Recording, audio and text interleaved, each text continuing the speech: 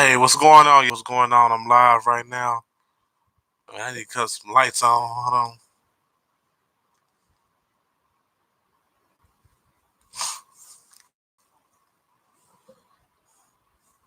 Let me cut some lights on, y'all. Hold on.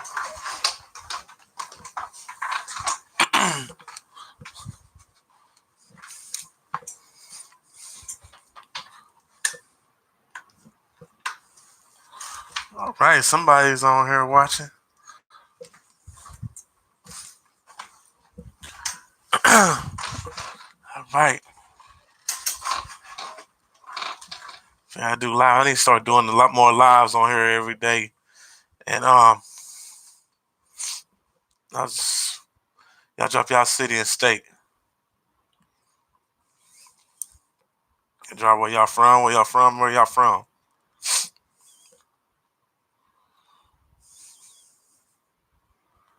Because I feel like this is really important for everyone to have. Because there's a lot of us that's working.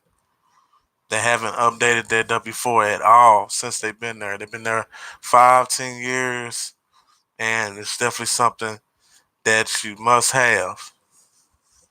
Definitely got to have it.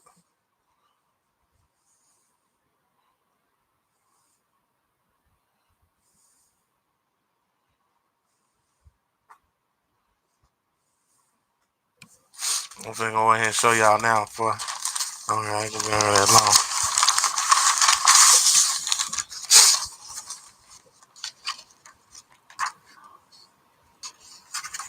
Start doing this shit every single day.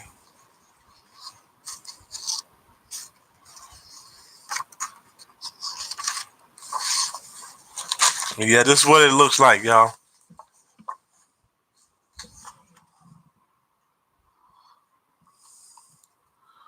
The 2020 W-4 form. Y'all definitely gotta have this. This is what y'all need to be printing out.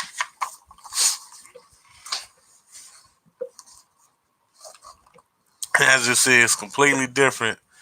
This is completely different than what the last year's looked like and the year before last.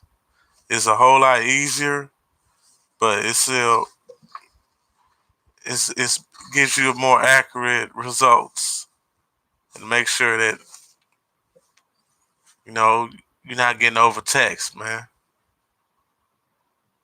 Especially with this year, I think everybody needs to make sure they have all their money when they get paid when they working their job. And if you're like it shows it clear as day on step number one. After you done filled out your personal information, they're gonna ask you if you're single or married filing separately, married or the head of household. I mean, it's pretty much it's self-explanatory. Yeah, I'm gonna tell you something, and it shows it on here too. It shows it clear as day. Check only if you are unmarried and pay more than half the cost of keeping up a home for yourself and a qualified individual. That's if you're the head of the household. When you're the head of the household, that's exactly what you need to check on there.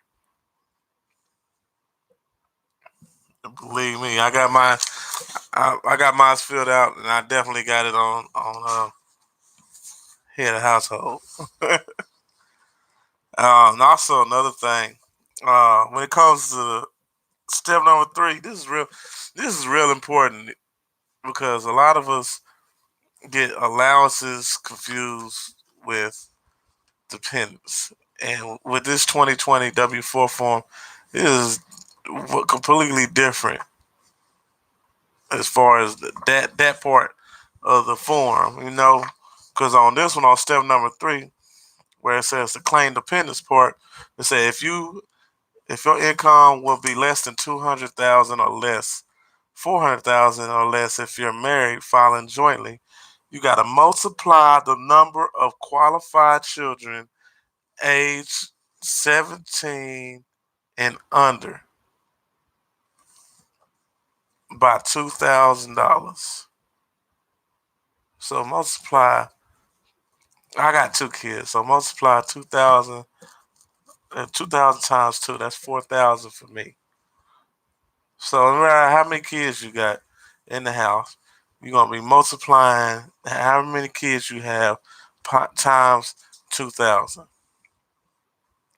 And it also has on here you can also multiply the number of dependents by 500. So whoever's not your kids that's living in your house, that's broke, that's not paying the bills, they consider a dependent. Multiply them by 500. Most likely, it's 500. 500 times one. Come on now, 500 now. On that, everything is just pretty much self-explanatory. I mean, it's about as easy as it comes. As far as on page one, page page number two, it gives you the general instructions um, of the form,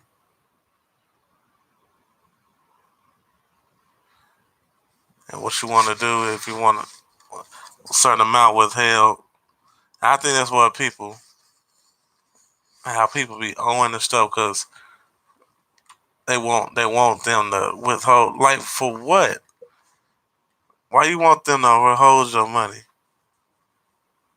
See, a lot of us don't have are unaware about that and thinking, oh well, if the more money they withhold, shoot, I have a fat tax refund. Nah, son, nah, it don't work that way. That's your change. Whatever you getting overtaxed at your job for doing that, and then when it comes to tax season, that's the government giving you your change back. Refund, remember? Refund. They've giving you back your money again. And I mean, it's pretty self-explanatory, especially for the ones with multiple jobs. On the page three part, it says if you have two jobs or you married filing jointly, and you and your spouse each have one job, find the amount from the appropriate table on page four. Use the higher paying job row and the lower paying job column and find the value of the intersection of the two household salaries and enter the value in line one. Then skip to line three.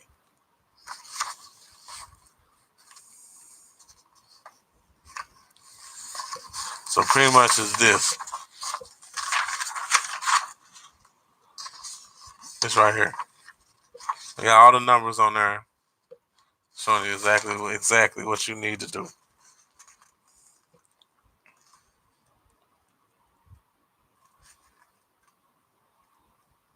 Like you're gonna make most of us make some make 20 between 20 to 29,999.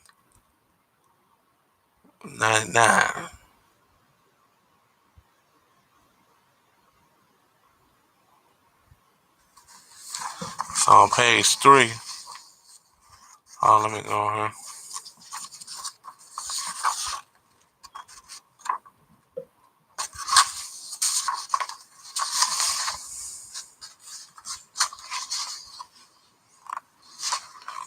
It said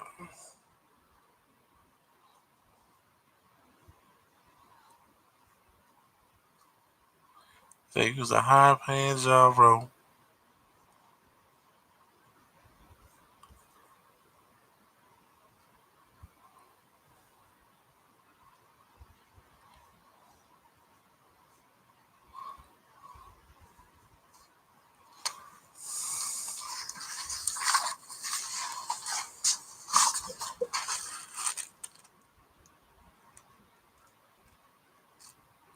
Yeah, I'm looking at it right now. A high paying job, low paying job, like the low paying job right here. So say I made 27. What was it? 27,000. It's roughly between 20,000 and 29. You got to look at it. You got intersected. So it'll be 23. Mine will be 2350.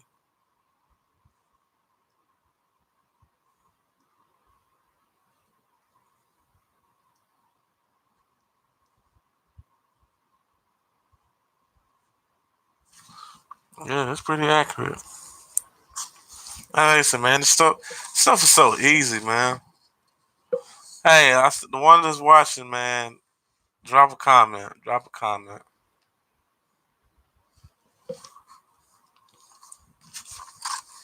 Cause women lie, men lie, but numbers don't.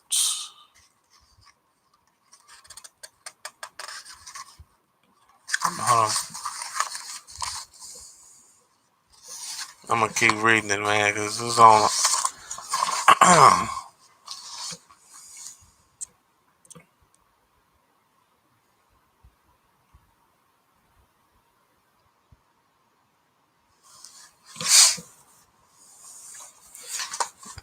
It says skip to line 3. Enter the number of pay periods per year for the highest paying job. For example, if your job pays weekly, add 52.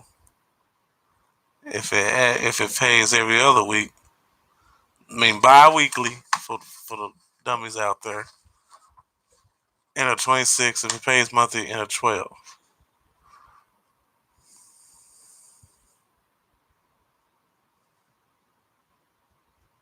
Okay, that makes sense. So yeah, on the multiple job one, you supposed to it's supposed to go to line 4. You're supposed to divide the amount on line 1 or line 2C by the number of pay periods on line 3. Enter the amount in step 4, along with any other additional amount you want withheld. And it shows the deductions. You got to enter the estimate as if you may include a home mortgage interest, charitable contributions, local, state and local taxes, medical expenses, access to 10% of your income. And then on number 2, it shows where it says enter 24,800 if you're married. If you're married, filing jointly, uh, 18,000 if you're head of household. You gotta put that on line 2. Or 12,400 if you're single or filing separate. Now, number 3, if the line is greater than line 2, subtract line 2 from line 1. If line 1 is greater than line 1, if line 2 is greater than line 1, enter 0. Of course, I had 0 on there. In the estimate of the student loan interest, deductible, IRA contributions, and certain other adjustments on line 4. And then on line 5, you add 3 and 4 in the result of step 4. And I believe that's it, man. That's it. Yeah, 'cause that page 3, I mean, everything that you need to know is on here.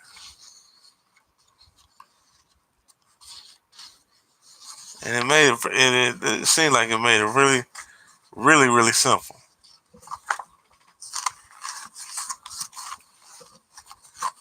So if you owe the IRS, even though it's made it a whole lot easier. I don't know what to tell you, brother. I do not know what to tell you. Because I think, me personally, I think this is the best form ever, and I don't want none of y'all messing up on it. All right. So if y'all have any more, if y'all want some info, just get at me. That's the 2020 W-4 form. That's definitely something that you need to print out in order to update your life, and that you won't be getting screwed out of your money. Okay.